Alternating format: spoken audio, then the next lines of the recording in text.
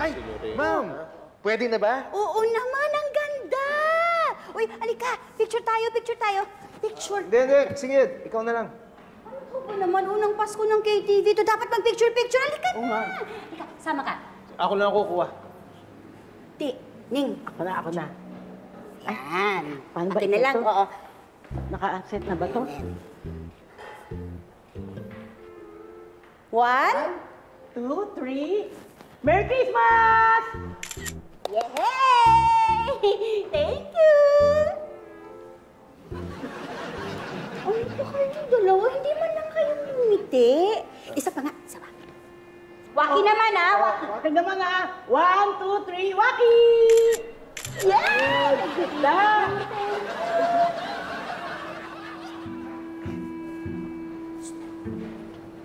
Ano ba nangyayari sa dalawang to? Bakit busangot? Eh naku ma'am, pero hindi to galing sa akin ha. Mainit ang ulo ni Sir. Si Pitoy? Hindi po, si Sir Patrick, dahil dun sa barangay. Ah, bakit pati si Pitoy busangot?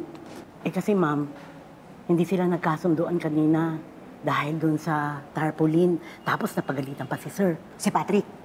Hindi po, si Sir Pipito. Ah, o sige, thank you sa kwento, ha? Sandali.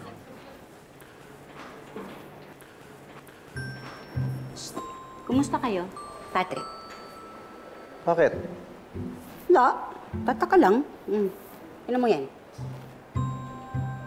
Hindi lang kami nagkaintindihan.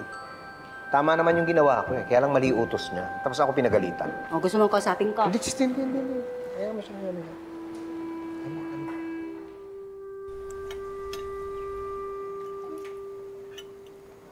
Nak, ano? Ba't hindi kang kumain? May lakad ka ba? Kung magdadrive ka ha, huwag mo kalimutan yung bili namin ng nanay mo sa'yo. Ay, hindi po ako alis. May isusulat lang po ako. Sulat ano yan? Report para sa guidance counselor? Naka-decide ka na kung anong course kukunin mo? Ay, hindi pa po. Sige po. Alam ba kung ano yung susulat, no? Ay, hindi po. Pero kagabi pa po yan nagsusulat eh. Pagkadating nga po niyan eh, diretso ka agad dyan sa harap ng computer.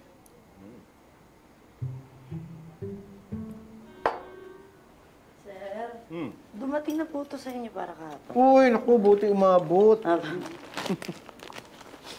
yan? Ha? Para sa sa tournament namin.